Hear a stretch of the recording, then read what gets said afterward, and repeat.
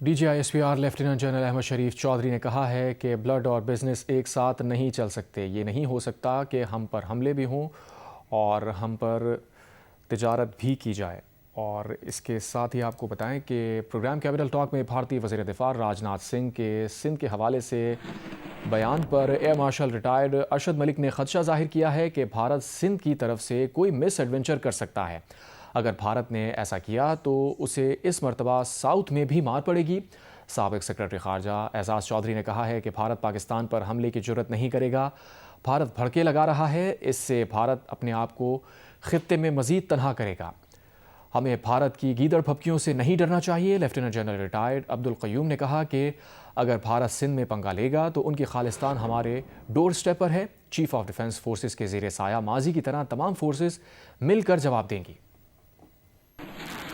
یہ جان بوجھ کے راج ناتھ سنگھ نے ایک ایسی سٹیٹمنٹ دی ہے کہ جب پاکستان اور افغانستان کی کشیدگی ہے تو ایسی سٹیٹمنٹ دی جائے کہ تاثر ملے کہ انڈیا اور افغانستان مل کے پاکستان کو ڈس ممبر کرنے کی کوشش کر رہے ہیں. میرا خدشہ ہے کہ کہیں سندھ کی طرف سے یہ کوئی مس ایڈونچر نہ کر دیں جس کی شاید ان کو تیاری بھی نہیں ہے اور ان کو اندازہ بھی نہیں ہے کہ الحمدللہ پاکستان ایئر فورس اور پاکستان نیوی اسپیشلی ہم نے کوئی تھریشولڈ ایکسرسائز نہیں کی ہوئی، لیکن جو ہماری مربوط پلاننگ ہے وہ ان کے لیے ایک بہت بڑا سرپرائز ہوگا. اگر انہوں نے پہل کی تو ان کو ساؤتھ میں بہت مار پڑے گی. سر آپ دیکھیں کہ ان کا ولنریبلٹی کتنی زیادہ ہے. اگر آپ ان کا جو ٹریڈ والا ایریا دیکھیں وہ 200 کلومیٹر کا بہت بڑی ولنریبلٹی ہے. آپ کی تو اتنی ولنریبلٹی بنتی نہیں.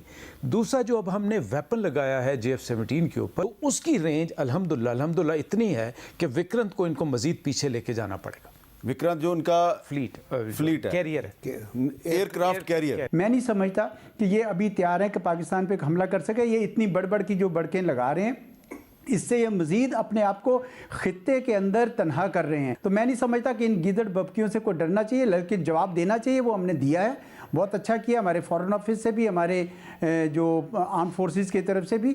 تو یہ اگر سندھ میں پنگا لے گا تو ان کی سافٹ انڈر بیلی خالستان بھی ہے، یہ وہ بھی ہمارے بالکل ڈور سٹیپ کے اوپر اور ہمارے ساتھ ہے. اور جو انٹیگریشن ابھی ہم نے چیف آف ڈیفنس فورسز سے کریٹ کر لی ہے جو پریکٹیکلی ہم بیفور بھی کیسے کر رہے تھے، تو اس کی وجہ سے یہ جو انٹیگریٹڈ پاکستان کی land forces, naval forces, air force, space کی یوٹیلائزیشن اور سائبر وار، یہ جب سارے کمبائنڈ ہو کے جب پہلے بھی اس طرح ایفیکٹ ہوا تو انشاءاللہ آئی ٹیل یو کہ ہمیں محتاط ضرور رہنا ہے.